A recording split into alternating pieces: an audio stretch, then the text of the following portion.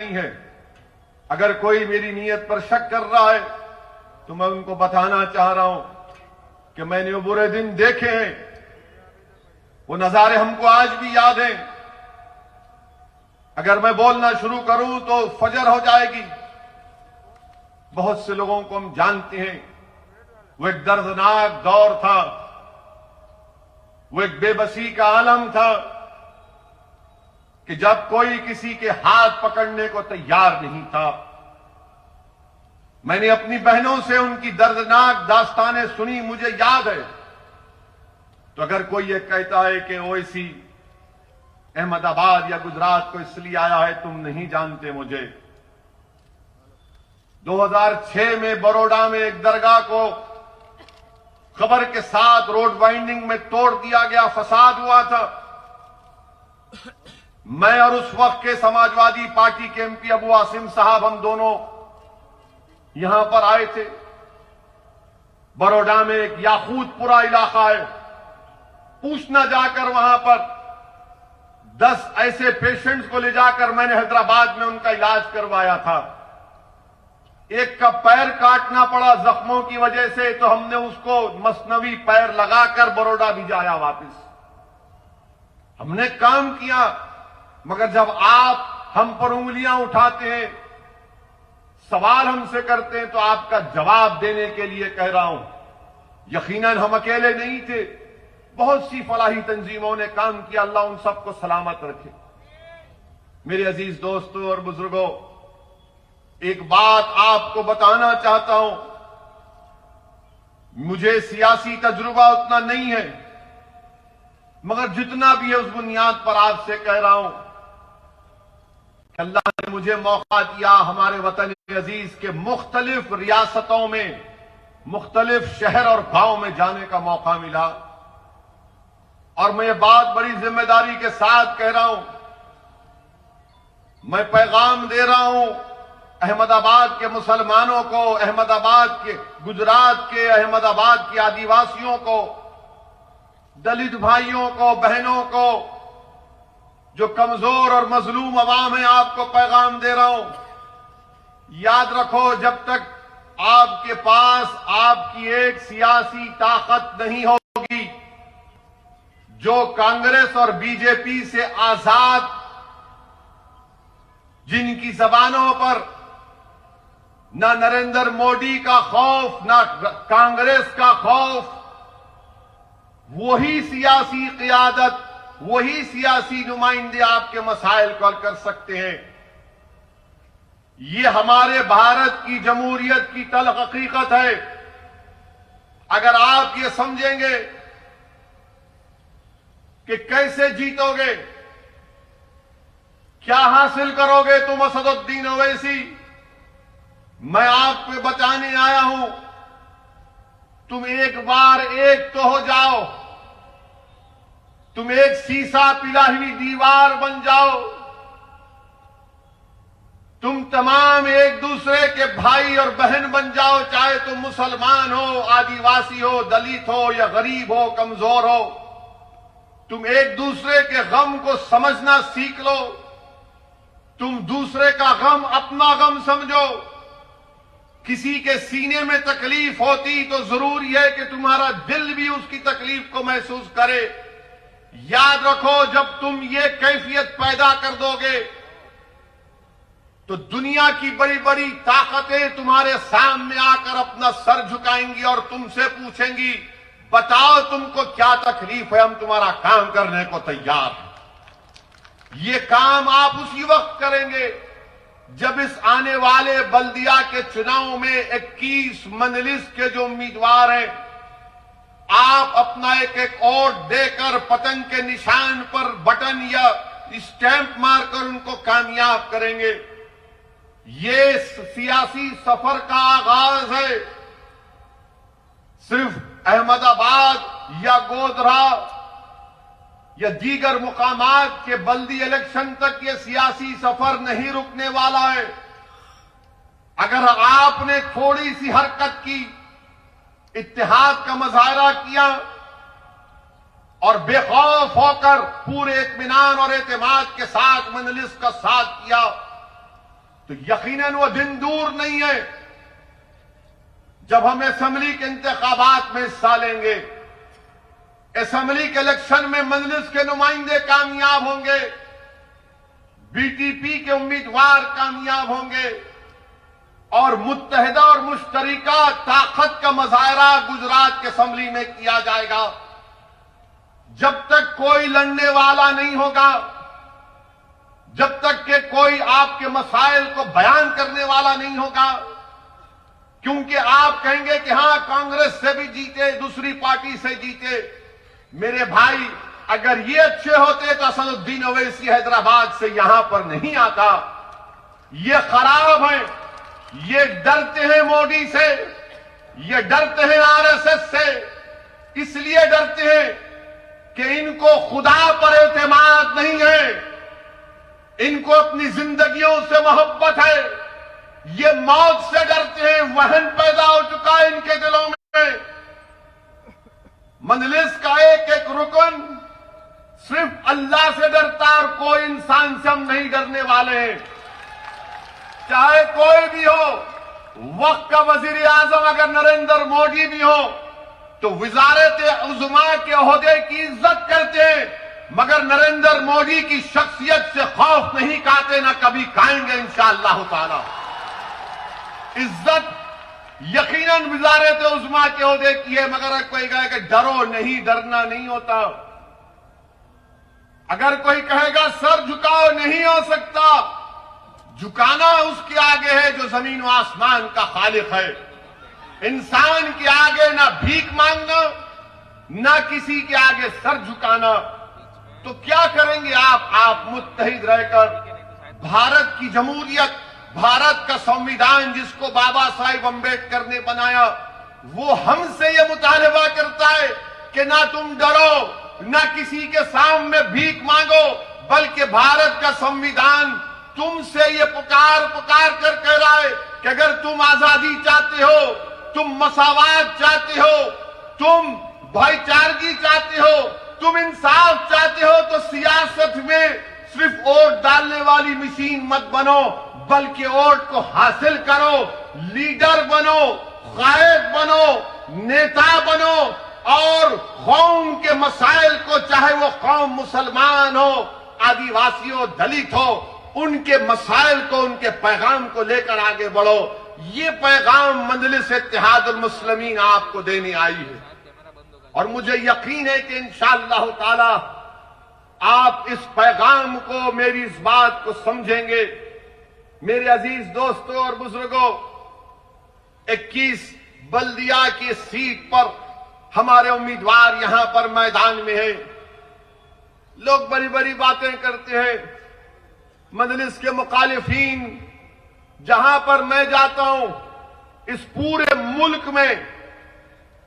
मुल्क के सियासतदानों में अगर सबसे ज्यादा किसी को कोई गाली देता है तो वो दीवाना आपके सामने खड़ा है। हर कोई जो दिल में आया बकते रहता है मेरे बारे में। लोग मुझसे पूछते कि तुमको फर्क नहीं पड़ता। मैं उनसे कहता हूं कि हां, शुरू में पड़ता था, अब नहीं पड़ता। पूछिए अब क्यों नहीं फर्क पड़ता? इसलिए कि इज्जत देने वाला अल्लाह है, कामयाबी देने वाला अल्लाह है। ये इंसान लाख तुम मुझे गाली दे दो, तुम मेरी तरक्की को, मेरी जमात की कामयाबी को नहीं रोक पाओगे। मेरे अजीज दोस्तों और बुजुर्गों, हम जहां कहीं भी अपनी सियासी जमात या अपनी पार्टी का आगाज करते हैं, फौरन इल्जाम लग दिया जाता है कि इनसे मिले हुए हैं, उनसे मिले हुए हैं। ऐसा लगता है कि ये हमारी शादी कराना चाहते हैं कि नहीं नहीं, इसको इससे शादी मत करो, वो उनका मिला हुआ है, ये खराब है, ये फुला टीम है, बी टीम है, सी टीम है। अरे दीवानों, याद रखो, दुनिया में कोई अभी तक पैदा नहीं हुआ जो पैसे की बुनियाद पर रसूलुल्लाह सल्लल्लाहु अलैहि वसल्लम के गुलामों के गुलाम को और दरे मोहम्मद सल्लल्लाहु अलैहि वसल्लम के कुत्ते को कोई खरीद सके। तुम बार बार इनसे मिले, अरे तुम मिले हुए हो, तुम्हारी सोच में मिलावट, अगर तुम अच्छे होते तो तुम जीत जाते, बीजेपी को हरा देते गुजरात से। तुम में ना होश है, तुम में ना प्लानिंग है, ना तुम में कोई अंग्रेजी में जो कहते कि इंटेलेक्चुअल ऑनेस्टी है। तुम मिले हुए हो। तुम हिंदुत्वा का मुकाबला हिंदुत्वा से करना चाहते हो। तुम हिंदू नेशनलिज्म का मुकाबला हिंदू नेशनलिज्म से करना चाहते हो। मजलिस क्या पैगाम दे रही है कि हिंदुत्वा का मुकाबला संविधान से किया जाएगा जिसको बाबा साहब अंबेडकर ने बनाया। हिंदू नेशनलिज्म का मुकाबला इंडियन नेशनलिज्म से किया जाएगा। इंडियन नेशनलिज्म सब उसमें आते हैं, मगर ये पार्टी बोलती है कि नहीं नहीं। अरे तुम वो लोग हो जो इलेक्शन में मुसलमानों के इलाकों में कैंपेन करने जाने डरते हो, इंतखाबी मुहिम चलाने से डरते हो। तुम वो लोग हो और तुम हम पे उंगलियां उठाते हो और फिर आप हमसे कहती हैं यही कांग्रेस पार्टी, इनके 12 एमएलए जीते कांग्रेस से, आपने उनको वोट दिया और नरेंद्र मोदी के गोद में जाकर बैठ गए अपनी पार्टी से इस्तीफा देकर। ये 12 अगर भागे तो क्या मैं उनको गुलाब जामुन खिलाकर भिजाया मोदी के पास? ये 12 अगर भागे तो क्या महेश भाई उनको बुलाकर आदिवासियों का खाना खिलाए थे कि खा खड़कनाथ की मुर्गी और भाग मोदी के पास? वोट आपने दिया और गाना गाते हैं मोदी का और इल्जाम लगाते मुझ पर। अरे अपने गिरेबान में आप झांक कर देख लो, बहुत गंदगी है आपके गिरेबान में, मगर गिरेबान में नहीं झांक सकते इसलिए कि आपकी गर्दन बहुत मोटी हो चुकी है। इतनी मोटी हो चुकी है कि आप ये समझते हैं कि हम इस मुल्क में हुकूमत करने के लिए पैदा हुए। वो जमाना चला गया, वो जमाना चला गया, वो जमाना नहीं रहा। आप ये भी जानते हैं कि पार्लियामेंट के चुनाव हुए 2019 में, आप तमाम में कितनों ने बीजेपी को वोट नहीं दिया? हाथ उठाइए, डरिए मत। आप दिए, उठाओ।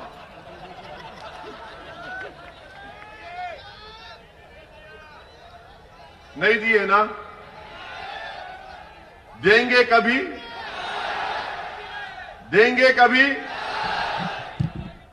अब ये बोलो बीजेपी कैसा जीत गई?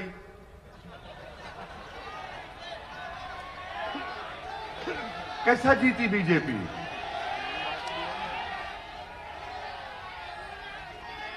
आप वोट नहीं दिए ना, कभी देंगे इंशाअल्लाह। फिर कैसा जीती? इसलिए जीती कि दूसरे पार्टी के जो लोग थे वो बोले नहीं हम मोदी को वोट देंगे, वहां भाग गए उसके पास, वहां जाकर वोट डाल दिए।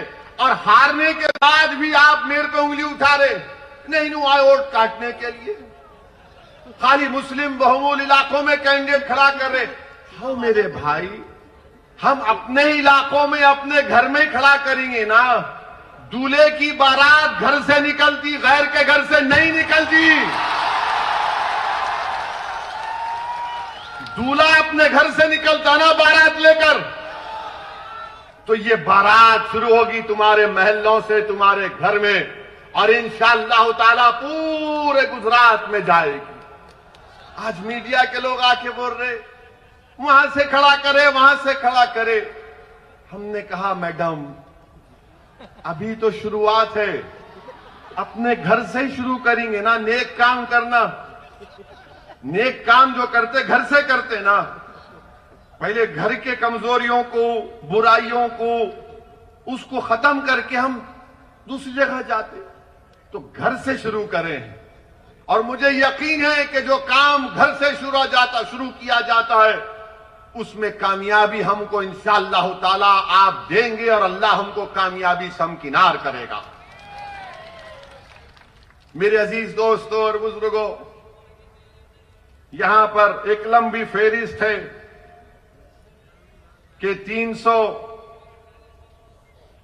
75 गवर्नमेंट के स्कूल से अहमदाबाद म्युनिसिपल कॉरपोरेशन में ये जो लोग जीते आपकी ओर से 150 ने स्कूल को बंद करवा दिया। 150 स्कूल बंद हो गए, जिसमें 60 गुजराती थे और 90 उर्दू मीडियम के स्कूल थे। ये भी क्या मेरे से पूछ के बंद हुए? आप में हिम्मत नहीं थी इन स्कूलों को खुलाने की। और फिर पीने का पानी दस्तयाब नहीं है। 50 साल 70 साल पुरानी सीवरेज ड्रेनेज की लाइन है, उस पर भी आपको कुछ करना नहीं है। ये रिवर फ्रंट है। मोदी जी, आपने रिवर फ्रंट तो बना दिया, मगर जो मुस्लिम और दलित इलाके हैं वहां पर कौन सा काम करवाया बताइए मोदी जी, आपकी पार्टी और क्या आपकी हुकूमत ने? दुनिया को दिखाने के लिए रिवर फ्रंट, मगर जो मुस्लिम और दलित इलाके हैं वहां पर पीने का पानी की लाइन नहीं, ड्रेनेज लाइन नहीं, फ्लाईओवर नहीं, और ट्रैफिक में घंटों गाड़ियां रुक जाती हैं। मगर मोदी जी कहेंगे गुजरात आओ रिवर फ्रंट देखो। हम आपसे कहेंगे आओ हमारे घर को देखो, हमारे इलाकों को देखो जहां पर दलित और मुसलमान बसते हैं। ये जो जीत कर गए ये नहीं बोल सकते ये बात, क्योंकि इनको इजाजत नहीं है अपने सियासी बाप के खिलाफ कोई बात करने की। फिर ये पिराना इलाका है, पूरा कचरा लाकर डालते वहां पर, पूरा कचरा लाकर डालते। क्या ये बात सच नहीं है कि 28 सितंबर 2020 को टाइम्स ऑफ इंडिया अखबार की रिपोर्ट है कि 12 साला नेहा नाम की लड़की जिंदा उस कचरे के ढेर में दफन हो गई। जो बड़ी बड़ी बातें करते हैं गुजरात में ऐसा हो रहा है, गुजरात में ये हो रहा है, हो रहा होगा, मगर कचरे के ढेर में अगर एक 12 साल की नेहा डूब कर मर जाती है, अपने भाई के साथ गई, क्यों गई? वो इसलिए गई कि वहां पर खिलौने तलाश करना चाहती थी। कचरे के ढेर में नेहा 12 साला लड़की अपने भाई के लिए, अपने लिए खिलौने तलाश करना चाहती थी और अपनी जान खो दी। रिवर फ्रंट भी है और वो पिराना का कचरों का अंबार भी है। अब आपको कौन सी चीज पसंद है, आपको फैसला करना पड़ेगा। ये रिवर फ्रंट दिखने में बहुत अच्छा है, मगर मैं तुमसे कह रहा हूं नजर वहां पर नहीं, नजर घर पर रखो, नजर घर पर रखो, घर के बाहर रखो। और हम आपसे वादा कर रहे हैं कि जिताओ मजलिस के 11 कॉरपोरेटर को, इंशाअल्लाह ताला रिवर फ्रंट की तरह आपके महल्लों में तरक्की के काम कराएंगे। और अगर काम नहीं होगा और अगर सरकार काम नहीं करेगी तो असदुद्दीन ओवैसी आकर अहमदाबाद में धरना देगा, सत्याग्रह करेगा। ये गांधी की सरजमीन है। अहमदाबाद की रोड पर आकर मैं खुद बैठूंगा तुम्हारे साथ। मेरे अजीज दोस्तों और बुजुर्गों, फिर एक और इलाका मख्तमपुरा में हमारे कैंडिडेट सद्दाम हनीफ के वालिद ने बोरवेल के लिए जमीन दी, तो कांग्रेस के लोगों ने कहा नहीं तेरी जमीन नहीं होना, हम बोरवेल लगाएंगे, उसका पैसा भी वसूल करेंगे और लोगों से पैसा लेंगे भी। हम जमीन देने तैयार सद्दाम के वालिद। ये इनका मामला है। 200 दुकानों को डिमोलिश कर दिया गया, कोई वहां पर नहीं गया। ये आपको समझना है इन चीजों को। अगर आपके नुमाइंदे कामयाब होते हैं तो आपके गम को, आपकी तकलीफ को समझेंगे, आपके लिए दौड़ेंगे, आपके लिए काम करेंगे। जब रिवर फ्रंट के लिए पैसा आए तो फिर इन गरीब मुस्लिम और दलित इलाकों में पैसा क्यों नहीं है? कोई पूछने वाला नहीं है, कोई लड़ने वाला नहीं है।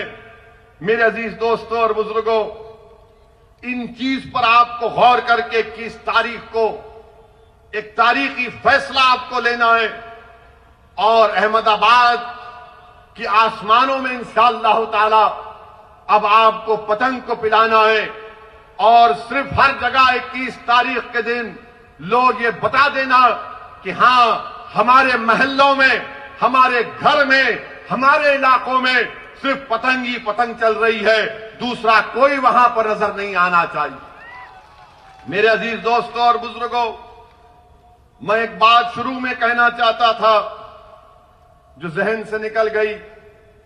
मैं अल्लाह से दुआ करता हूं कि उत्तराखंड में जो सैलाब आया है धौली गंगा नदी में, जिससे कई लोग अभी भी फंसे हुए हैं, हम अल्लाह से दुआ करते हैं कि उत्तराखंड में अल्लाह वो तमाम लोग जो उस सैलाब में फंसे, अल्लाह उन तमाम को राहत दे, अल्लाह उनकी जानों को बचाए।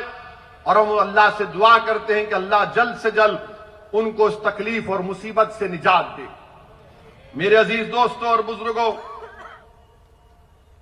एक और बात जो बीजेपी की गवर्नमेंट कहती है कि हमने गुजरात में ऐसा कर दिया, वो कर दिया। गुजरात की हाई कोर्ट 5 फरवरी को एक केस आया और उस केस में गुजरात हाई कोर्ट के 2 जजेस ने क्या कहा, मैं वो कारोबार करने वालों से कह रहा हूं जो बिजनेस करते हैं, माहिर हैं कारोबार में गुजराती भाई हमारे। गुजरात हाई कोर्ट में एक भारत एसिड एंड केमिकल एक केस गया जिसमें इस भारत एसिड एंड केमिकल के मालिक ने कहा कि मुझको जीएसटी के लोगों ने मुझे डराया, धमकाया और मुझसे कहा कि तुझको 9 करोड़ रुपए भरना पड़ेगा जीएसटी, और 33 घंटे उसको रोक के रख लिए। 8 दिन उसके घर में बैठे रहे। वो गुजरात हाई कोर्ट को गया तो गुजरात हाई कोर्ट के 2 जजेस ने कहा कि हां, ये कोई ताज्जुब की बात नहीं है कि सबसे ज्यादा जीएसटी गुजरात में कलेक्ट होता। ये गुजरात हाई कोर्ट का जो लाइव लॉ वेबसाइट में रिपोर्ट हुआ है, 33 घंटे उसको रोक के रख लिए और उससे कहे कि तुम 9 करोड़ रुपए जमा कराओ। मोदी जी, ये कैसे हो रहा है गुजरात में? जीएसटी के नाम पर डराया जा रहा है, कारोबार करने वालों को कमजोर किया जा रहा है। ये गुजरात का, अब आप आ जाइए, बहुत लंबा रिकॉर्ड है इन लोगों का। एक और रिकॉर्ड है माशाअल्लाह, आपको जानकर गम होगा कि जो बच्चों में एनीमिक होते हैं, जिसमें खून की कमी होती है, जो 6 महीने से 5 साल के बच्चे गुजरात में, 6 महीने से 5 साल, खुद मोदी हुकूमत की रिपोर्ट अब भी आई, नेशनल फैमिली हेल्थ सर्वे 5, ये कहती है कि 80% गुजरात में 6 महीने से 5 साल के बच्चों में खून की कमी, एनीमिक। बताओ मोदी जी, ये कैसे हो रहा है? तो मोदी जी बोलेंगे मैं छोड़ के चला गया ना, इसलिए हो रहा है। हो सकता भाई, मजाक। मोदी जी खुद बोले कि कभी कभी ह्यूमर करना चाहिए, मजाक करना चाहिए, सीरियस मत लीजिए संघ परिवार वालों। फिर एक और बात, जो बच्चे स्टंटेड होते हैं, यानी जिनकी उम्र के लिहाज से हाइट होना कम, वेस्टेड यानी उनका वेट जो होना वो कम, वजन कम होता है, वो 38 से 39% हो गया। गुजरात तरक्की कर रहा है। जो हमारी बहनें जिस उम्र में आकर बच्चे पैदा करती हैं, 65% वो महिलाओं को एनीमिक है, खून की कमी है। गुजरात तरक्की कर रहा है। अच्छा, ये बोलते हैं कि वर्क पार्टिसिपेशन रेट कितना है मुसलमानों का? 61% है। कितना है हमारे हिंदू भाइयों का? 71% है। ये गवर्नमेंट ऑफ इंडिया का रिकॉर्ड है, मैं नहीं बनाया हूं। मैं संघ परिवार और बीजेपी से पूछना चाहता हूं, ये डिफरेंस क्यों है वर्क पार्टिसिपेशन रेट में? मुसलमानों का भी 71% होना चाहिए ना, क्यों नहीं करते आप? इसलिए नहीं करते कि कोई लड़ने वाला नहीं है, कोई पूछने वाला नहीं है। अच्छा, आपको मालूम कितने मुसलमान मैट्रिकुलेशन करते हैं गुजरात में? 26% खाली। इसका जिम्मेदार मैं हूं। जिसको आपने वोट दिया, पूछो उनसे कि 26% मैट्रिकुलेशन करेंगे। और फिर एक सेग्रीगेशन इंडेक्स है। पूरे भारत में अगर हिंदू और मुसलमान अलग रहते हैं तो अहमदाबाद में रहते हैं। क्यों रहते हैं बताओ? क्या मैंने कहा मिलाओ ना मोदी जी? क्यों नहीं मिलाते आप? यह सेग्रीगेशन इंडेक्स कहता है।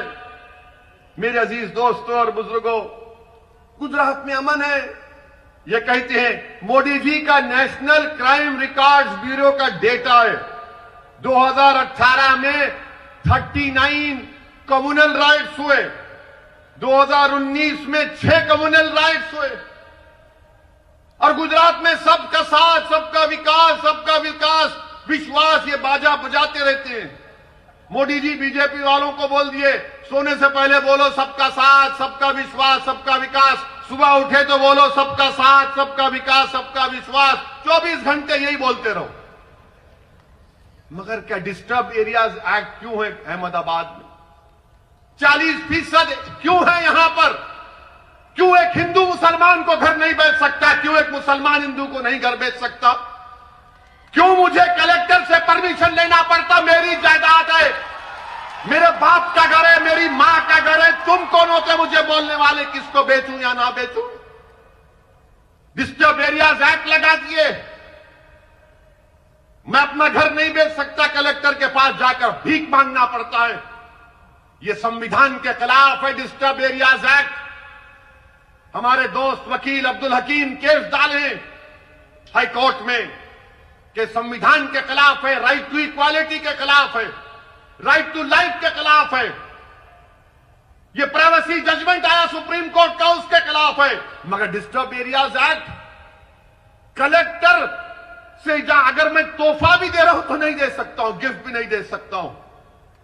आप कौन होते भाई?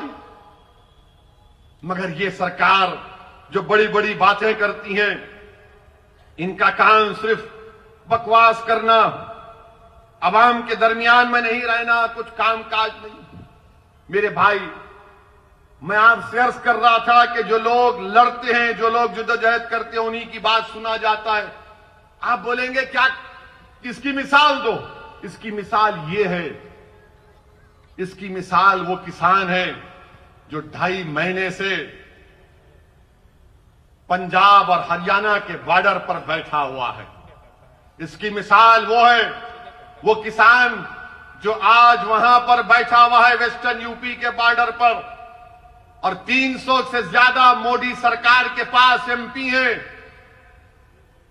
भारत के कई रियासतों में बीजेपी की सरकार है, मगर किसान रोड पर निकलकर आया, एहतजाज किया, तो मोदी सरकार परेशान है, नरेंद्र मोदी परेशान है, अमित शाह परेशान है, बीजेपी परेशान है, संघ परिवार परेशान है कि ये क्या हो रहा है, सबक क्या है, पैगाम क्या है कि एहतजाज करना जमहूरियत के लिए जरूरी है। किसानों ने हमको बता दिया, एहतजाज किए तो मालूम हुआ कि हुकूमत परेशान हो जाती है।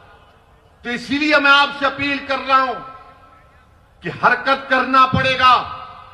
जिंदा अगर हैं तो जिंदगी का सबूत सिर्फ खामोश बैठकर आंख में आंसू लाने से नहीं दिया जाता। जिंदा है तो जिंदगी का सबूत देना है तो एहतजाज करना पड़ेगा, सदा एहतजाज को बुलंद करना पड़ेगा, जमीर की आवाज पर अपनी जबान से नारे लगाना पड़ेगा। अगर दिल जलता है तो अपनी जबान पर लाकर हुकूमत के ऐवानों में बताना पड़ेगा। नाइंसाफी नजर आती है तो नाइंसाफी का जमहूरी तरीके से खात्मा करना पड़ेगा। हक चाहते हो तो याद रखो, सिर्फ पुकारने से कोई हक नहीं देता कि मेरा हक दे दो, हक दे दो। हक को लेना पड़ता है। अगर कोई इख्तिदार की कुर्सियों पर बैठकर तुमको तुम्हारा हक नहीं देता तो जमहूरियत तुमको इस बात की इजाजत देती है कि उन जालिमों से अपना हक छीनो और संविधान को और जमहूरियत को मजबूत करो। मेरे अजीज दोस्तों और बुजुर्गों, ये पैगाम मैं आपको देने आया हूं कि जहां तक किसानों की बात है, मैं अहमदाबाद से भी हमारे किसान भाइयों को पैगाम दे रहा हूं कि हम आपके साथ हैं।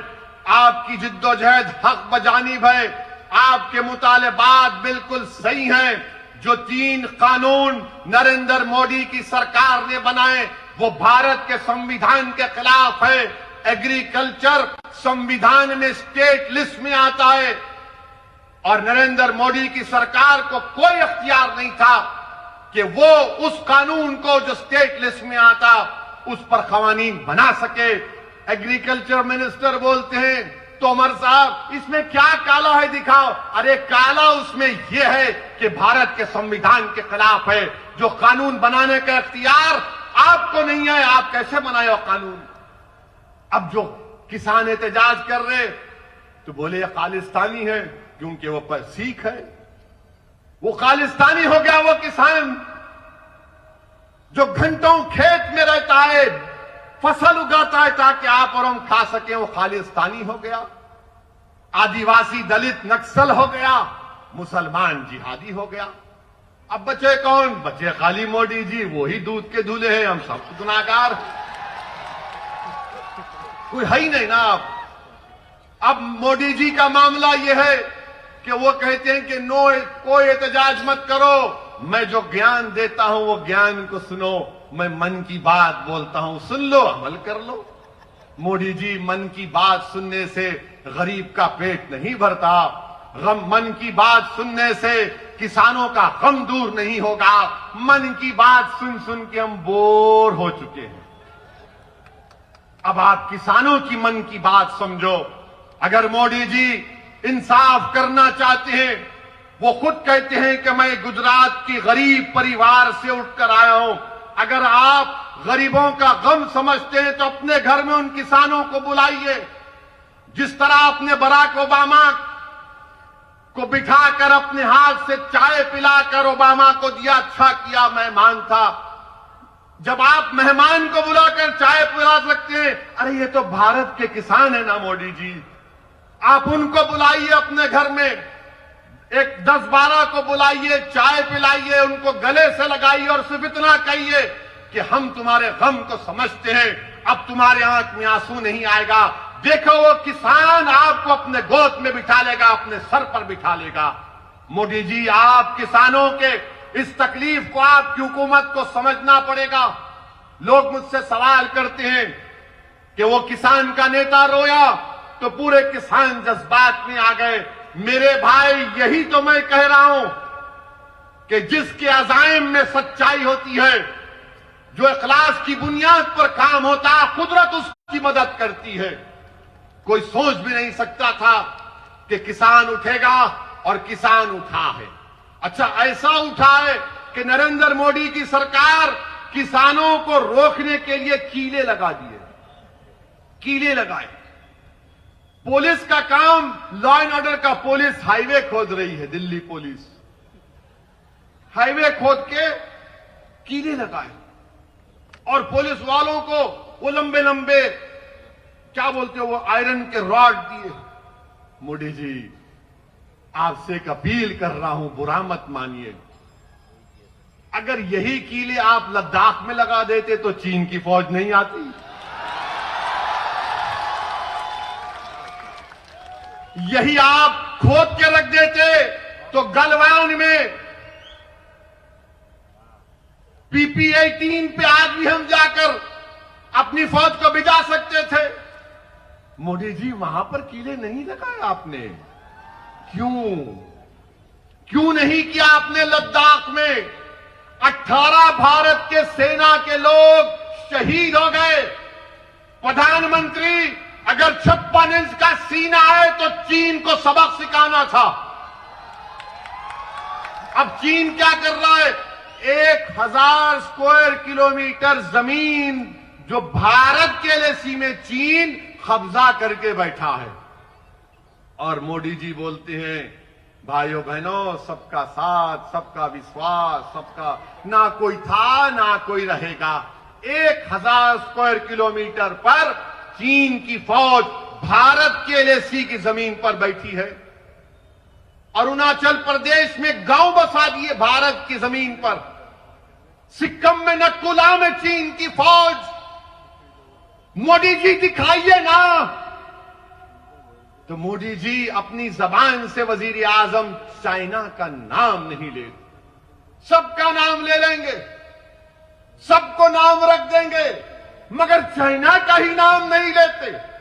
अब मैं वजीर आजम से कह रहा हूं कि मैं अहमदाबाद से इस रिवर फ्रंट के सामने खड़े होकर जिस मुल्क का नाम हमारा वजीर आजम लेने से डरता है, हम कह रहे हैं कि चीन चाइना की पीएलए भारत की 1000 स्क्वायर किलोमीटर पर कब्जा करके बैठी हुई है।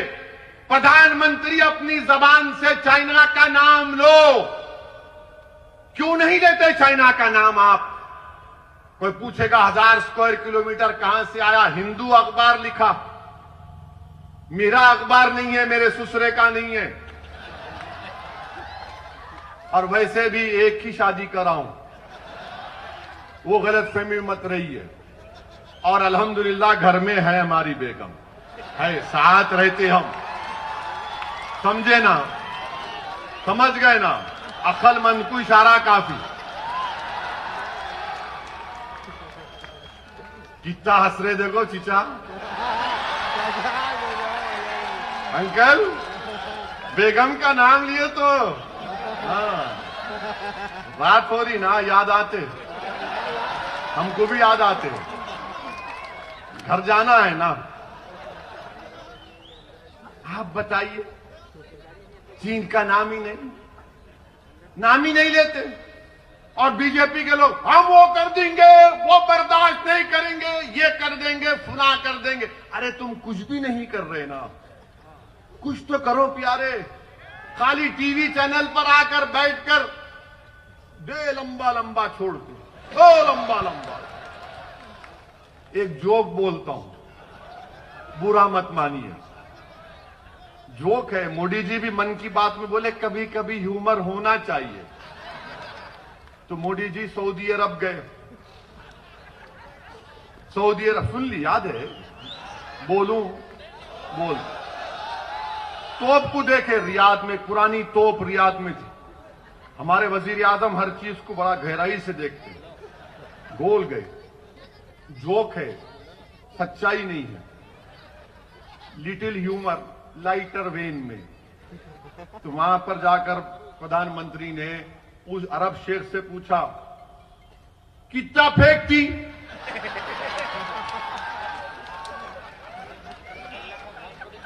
तो अरब शेख बोला वल्लाही तुमसे कम फेंकती। जोक है, ह्यूमर है। मेरे को मालूम मीडिया के लोग बड़े नाराज हो रहे हैं, कैसा बोले? अरे भाई बोले, आप भी एंजॉय करो। वरना हमारे मीडिया के लोग कल सुबह 9 बजे से ओवैसी का भड़काऊ भाषण हुआ था अहमदाबाद में।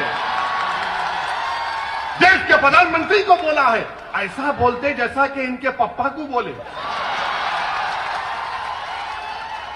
प्राइम मिनिस्टर है, मेरा भी प्राइम मिनिस्टर है, मेरा भी हक बनता क्रिटिसाइज करने का। हम प्रधानमंत्री है तो खुदा नहीं है, हम क्रिटिसाइज भी करेंगे, सवाल भी पूछेंगे। मगर मीडिया के लोग कैसा बोले? वो अंग्रेजी में कहावत है ना, more loyal than the king. इनको बड़ी तकलीफ हो जाती मीडिया वालों। अब मार्च के बाद अपनी नौकरी की फिक्र करो। तुम्हारी नौकरियां जाने वाली हैं, अल्लाह तुमको बचाए।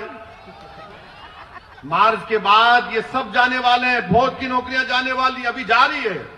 ये मीडिया के लोग जानते, देखो मुंडियां हिला रही, यूं कर रहे, बोल नहीं सकते ना, खाली ऐसा करे तो समझ जाना हम आपके साथ है। मार्च के बाद पूरी जाने वाली है नौकरियां। नौकरियां नहीं रहे, भारत बहुत बुरा हाल है। मोदी जी से आप पूछो देश की इकोनॉमी क्या हो रही मोदी जी? तो एक कार्टून है अखबार का, मैं नहीं कराया हूं। वो कार्टून में मोदी जी का कार्टून है, फोटो है। लोगों ने सवाल किया क्या हो रहा है देश में? तो मोदी जी ने कहा मित्रों जीडीपी दौड़ रहा है। तो जीडीपी क्या है? गैस की कीमत बढ़ गई, डीजल की कीमत बढ़ गई, पेट्रोल की बढ़ गई। मोदी जी कह रहे देखो जीडीपी दौड़ रहा है। अब ये तकलीफ किसी को नहीं हो रही। पेट्रोल की कीमत बढ़ते जा रही, डीजल की कीमत बढ़ते जा रही है, और भी बढ़ गया। बजट आया तो रुकने का नाम ही नहीं है। मगर जो मोदी जी के भक्त हैं, नहीं नहीं क्या होता, हमारी गाड़ी में पेट्रोल नहीं, हमारी गाड़ी में हवा से चलती। मगर गरीब की गाड़ी तो हवा से नहीं चलती, गरीब की मोटरसाइकिल हवा से नहीं चलती, गरीब की गाड़ी मोदी की मोहब्बत से नहीं चलती, गरीब की गाड़ी पेट्रोल और डीजल से चलती। जिसको कारोबार करना है वो तो बर्बाद हो रहा है। लॉकडाउन लगाया आपने, अनकॉन्स्टिट्यूशनल लॉकडाउन। लॉकडाउन के लिए मोदी जी ने कहा रात में 8 बजे आए, मैं बोला गया काम। अब लोगों को हैबत होती, रात में 8 बजे वजीर आजम आए तो अब क्या करने वाले हैं भाई। बोले भाइयों बहनों लॉकडाउन, कितने घंटे का टाइम दिए? 4 घंटे। 4 घंटे में लॉकडाउन हो गया।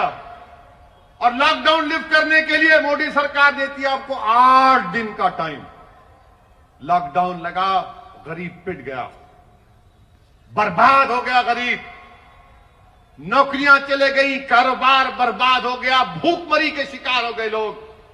आपको मालूम इनफॉर्मल सेक्टर में भारत में 10 करोड़ नौकरियां चले गई, करीब 25-30 लाख फॉर्मल सेक्टर की तनख्वाहें लोगों की कम हो गई। मगर कोई बोलता ही नहीं है ना। क्यों नहीं बोलते तुम? ये बात बताओ हमको। हम क्यों बोले, तुम क्यों नहीं बोलते? तुम्हारी जबानें क्यों रुकी हुई हैं बताओ? और पूरे मुल्क में कोरोना चल रहा, लॉकडाउन आपने गलत किया। जनवरी के आखिरी हफ्ते में पहला कोरोना का पेशेंट केरला में आया, इटली से आए थे। जब पूरा कोरोना बढ़ गया तो देखे किसको बलि का बकरा बनाओ, तबलीगी जमात को बना दिया। क्या कहा? ये तबलीगी जमात के लोग कोरोना जिहाद कर रहे।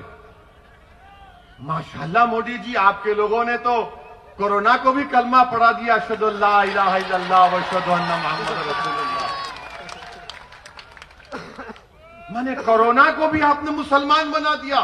क्या दिमाग है आप लोगों का, माशाल्लाह। अल्लाह नजर बद से बचाए, ये दिमाग और बढ़ता रहे। तबलीगी जमात के लोगों को ले जाकर पकड़ पकड़ कर वहां डाल, यहां डाल, और टीवी पर तो माशाल्लाह रोज टीवी। ये तबलीगी जमात के लोग किए, इन्होंने कोरोना फैलाया, इनकी वजह से कोरोना फैला। और हमारे हिंदू भाइयों को ये बता दिया देखो मुसलमानों की वजह से कोरोना फैल गया। और हमारे हिंदू भाई बेचारे शरीफ हैं, मोदी जी जो बोलते यकीन कर लेते। अरे हो सकता भाई ये चेहरे पे टोपी, सर पे दाढ़ी, कुर्ता पैजामा, टखने के ऊपर पैजामा, हाँ ये करे होंगे, इनको क्या जरूरत थी? अरे बीमारी का कब से मजहब होता है बताओ? जहां जहां मुकदमा डाले कोर्ट ने निकाल कर फेंका, मुंह पे तमाचा मारा उन लोग और कहा कि नहीं, तबलीगी जमात या उसके जिम्मेदारान कोरोना फैलाने के जिम्मेदार नहीं है। एक के बाद एक कोर्ट ने कह दिया। जब पूरे मुल्क में तबलीगी जमात पर इल्जाम लगाया जा रहा था तो एक ही दीवाना था जो टीवी पर जाकर कह रहा था कि नहीं, बीमारी का कोई मजहब नहीं होता। वो कौन था? वो असदुद्दीन ओवैसी था। जिहाद, अब तो कॉमेडी जिहाद भी हो गया। यानी हर चीज को जिहाद से जोड़ते। ये लव और जिहाद कहां से आ गया बाबा?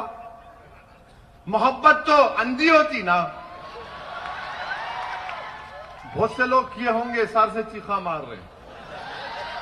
करना भी चाहिए, बगैर मोहब्बत के कोई इंसान नहीं रहता, याद रखो। अल्लाह हमको जज्बात दिया, मोहब्बत करना जरूरी है। और सबसे पहली मोहब्बत करना है तो रब्बे कायनात से करना है। मोहब्बत करना है तो रहमतुल आलमीन सल्लल्लाहु अलैहि वसल्लम से मोहब्बत करना है। जब तुम इनसे मोहब्बत करोगे सारी दुनिया तुमसे मोहब्बत करेगी। मगर हम लोग क्या है, उसको देख इसको देख, अब कब तक प्यारे, बदलो, तब्दीली पैदा करो। मगर ये लोग लव जिहाद, लव जिहाद, अरे कई का लव जिहाद बाबा, या खाने को खाना नहीं है, नौकरियां नहीं है, मगर आप लव जिहाद, कोरोना जिहाद, क्या कर रहे हैं आप देश में? कितनी नफरत फैलाएंगे मुसलमानों के बारे में? नहीं ये करे, अरे क्या करे बताओ ना तुम? क्या कोई कोरोना से जिहाद करता है? लखनऊ में आंध्र प्रदेश की एक जमात गई जिसमें हमारी एक बहन थी, ले जाकर एक कॉलेज में बंद कर दिए, हामिला थी। वो कह रही है कि देखो मुझे बच्चा हो सकता है, पानी छूट रहा है। आकर धक्का दिए, उसका हमल साकित हो गया। बताओ आप, कई वाकयात है। किसी एक रियासत में एक बच्चा गया, उसको हर पूरे लोग टीवी पर देखकर बोले तू तबलीग का है, तबलीग का है। वो बेचारा तंग आकर खुदकुशी कर लिया। आप बताइए देश कहां जा रहा है? कितना आप नफरत फैलाएंगे? मोदी जी, मैं आपसे एक मोटा सवाल कर रहा हूं आपकी सरजमीन में खड़े होकर। चाइना आज इस वक्त चाइना की फौज 2020 में क्यों भारत में घुसी मोदी जी, कभी आपने सोचा? क्योंकि चाइना जानता है कि भारत के लोगों में दिल मिले हुए नहीं है। लव जिहाद चल रहा है, कोरोना जिहाद चल रहा है, एक दूसरे पर इल्जाम लगाए जा रहे हैं। सरकार देश की सरहदों की हिफाजत करने की बजाय देश की जनता में नफरत फैला रहे। तो चाइना घुस गया, मौका अच्छा है। इस पर कोई बात नहीं करेगा, कोई नहीं पूछेगा। हद तो यह हो गई कि एक लड़के को मध्य प्रदेश के जेल में उसको सुप्रीम कोर्ट ने बेल दिया। जेलर नहीं छोड़ता उसको। ये मीडिया की रिपोर्ट है, सब्जेक्ट टू करेक्शन। मीडिया ने कहा कि सुप्रीम कोर्ट के जज को जेल को फोन करके कहना पड़ा कि अहमको, मैंने बेल दिया, इसको छोड़ो। ये हमारे देश का हाल है। मेरे अजीज दोस्तों और बुजुर्गों, मैं आपको ये पैगाम देने आया हूं कि आपको अपने हिम्मत और हौसले को बुलंद रखना पड़ेगा। मैं नौजवानों से और नौजवानों के जिम्मेदारों से अपील करने आया हूं कि हम अपने नौजवानों की जवानी को रोड पर बर्बाद होने से बचाएंगे।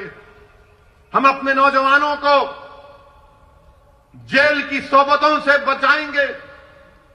ये नहीं हो सकता संघ परिवार वालों कि हमारे बच्चों की जवानी रोड पर बर्बाद हो जाए या जेल में सड़ जाए और आपके बच्चे अमेरिका जाकर अपनी जिंदगी को अच्छा बना लें। अब जवानी को बचाएंगे, उसको एक सही राह पर लेकर जाएंगे, जीने के मकासद समझाएंगे, जिंदगी उसूल पर गुजारने की तरगीब करेंगे। अब ये नहीं हो सकता संघ परिवार के लोगों कि हमारी बच्चियों को तहफ्फुज ना मिले, उनको तालीम ना मिले और किसी और की बच्ची तालीम भी हासिल करे और तहफ्फुज भी मिले। अब हम अपनी बच्चियों को तहफ्फुज भी पहुंचाएंगे, तहफ्फुज भी फराहम करेंगे, उनको तालीम याफ्ता भी बनाएंगे। ये उस वक्त होगा मेरे अजीज दोस्तों और बुजुर्गों जब आप मुत्तहिद रहेंगे, जब आप मुत्तहिद रहेंगे, अपने के वोट को समझकर इस्तेमाल करेंगे और तभी जाकर आपको कामयाबी मिलेगी। मेरे अजीज दोस्तों और बुजुर्गों, लोग पूछेंगे कि अगर साबिर की क़यादत में छोटू भाई वसावा के साथ मिलकर कामयाबी मिल जाती है तो क्या होगा? मेरे भाई, कामयाबी अगर मिलेगी ना तो कभी पार्लियामेंट को देखना हम दोनों को। 540 के ऐवान में 2 ही दीवाने बैठते हैं, बाकी के सब अक्लमंद हैं। और जब दोनों में से कोई एक खड़ा होता है तो सबके दिलों की धड़कन बढ़ जाती। क्या बोलेगा ये, देखो क्या बोलेगा ये, क्या बोला। मेरे भाई, वो मिजाज पैदा करना है। जब ट्रिपल तलाक का कानून आया तो किसने दस्तूर आईन के हवाले देकर बताया कि कानून खिलाफ है, दस्तूर के खिलाफ है।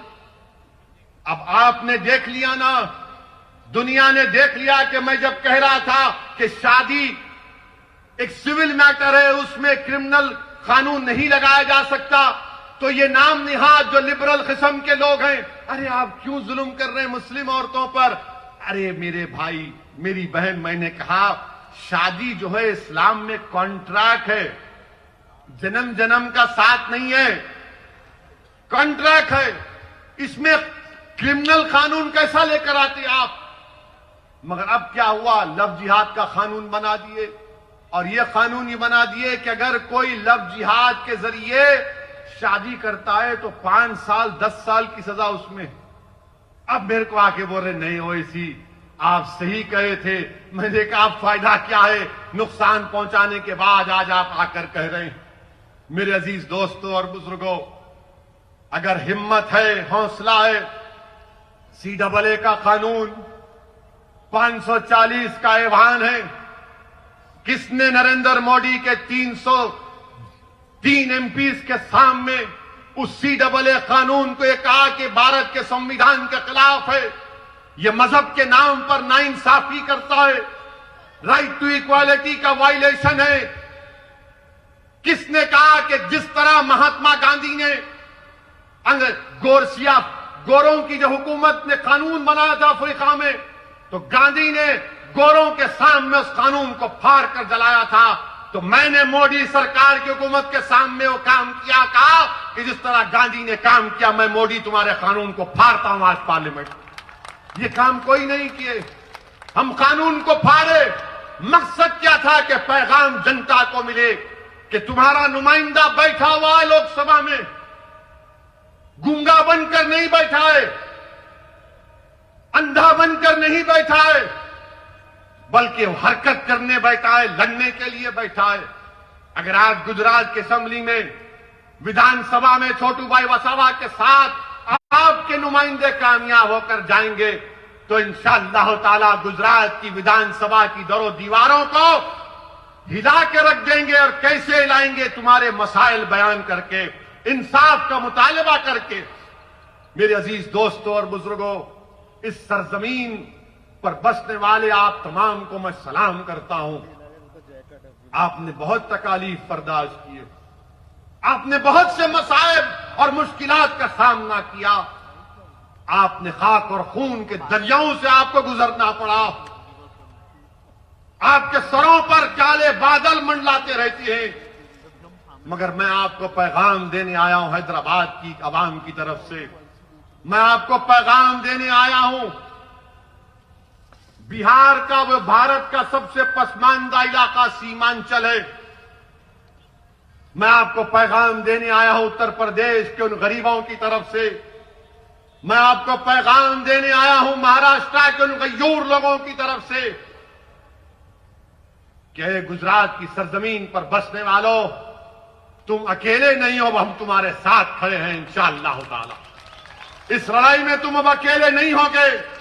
तुम्हारी आंख में आंसू आएगा तो हमारी आंख में भी आंसू आएगा, तुम्हारे सीने में तकलीफ होगी तो हमारे सीने में भी हम उसकी चुभन को महसूस करेंगे।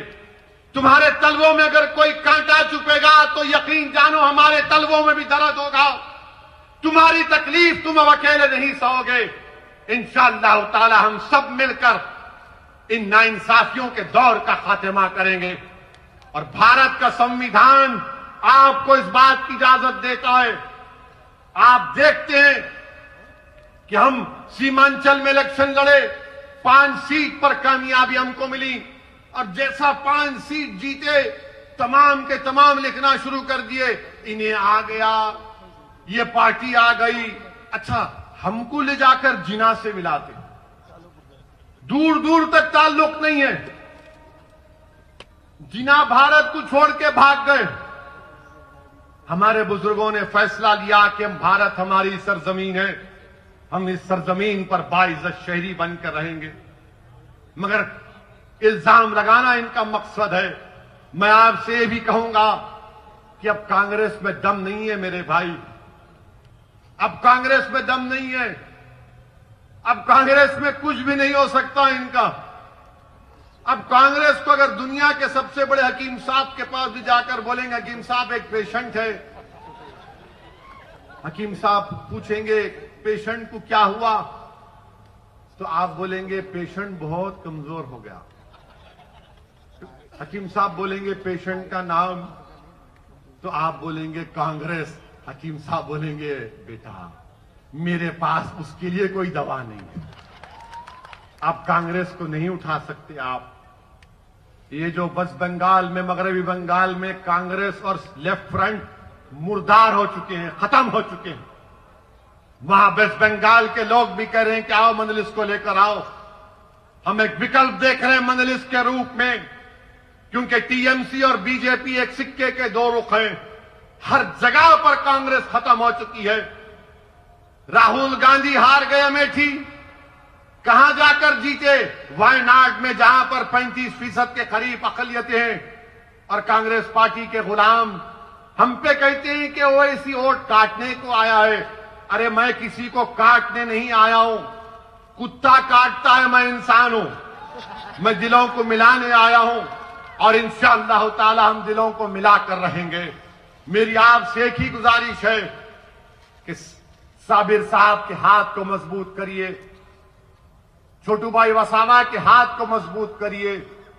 अपने लिए एक बार आप एक फैसला लेकर आगे बढ़िए मेरे भाई। ये जमात आपकी है। बरसों आपने मुख्तलिफ पार्टी को वोट दिया। आज आपके दरमियान में आपकी पार्टी है जो आपकी तकलीफ को, आपके गम को समझती है और आपको अपनी पार्टी के लिए, खुद आप कैंडिडेट हैं, ये 21 उम्मीदवार नहीं है, आप कैंडिडेट हैं।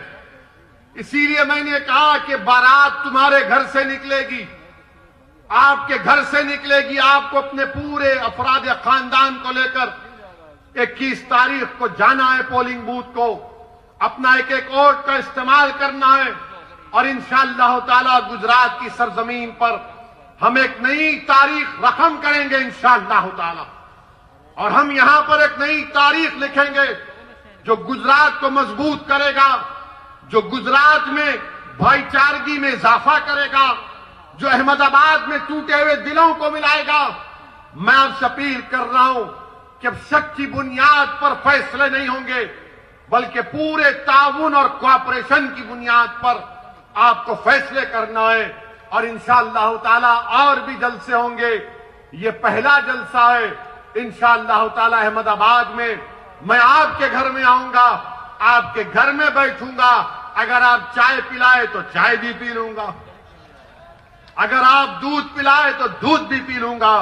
अगर आप कुछ भी नहीं करे, सिर्फ मेरे सर पे हाथ रख दो, सिर्फ मुझे हिम्मत दिलाओ और देखो ये दीवाना पूरे मुल्क में फिरेगा, आपकी बात करेगा। मुझे किसी चीज की जरूरत नहीं, अल्लाह जानता है।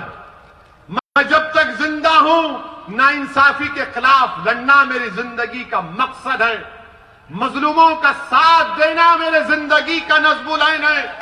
इंसाफ के लिए लड़ना, यही लड़ते लड़ते चला जाऊंगा, क्योंकि अल्लाह मुझे बहुत कुछ दिया है। मगर जब ये नाइंसाफियों को देखता हूं, तकलीफ होती है, तिलमिलाहट महसूस करता हूं, गुस्सा आता है। मगर मेरे अजीज दोस्तों और बुजुर्गों, अब इस गुस्से को जमहूरी तरीके से हमको अपने मुकद्दर के फैसले करना पड़ेगा। मजलिस का साथ दीजिए, पतंग के निशान पर बटन दबाइए और 21 तारीख के दिन नौजवानों पतंग लेकर खींच मारते हुए जाना हर चीज को। कोई इंशाअल्लाह ताला आपकी ताकत, आपके जज्बे के खिलाफ कोई सामने नहीं ठहरेगा। शुक्रिया। वाखिर दावान अल्हम्दुलिल्लाहि रब्बिल आलमीन।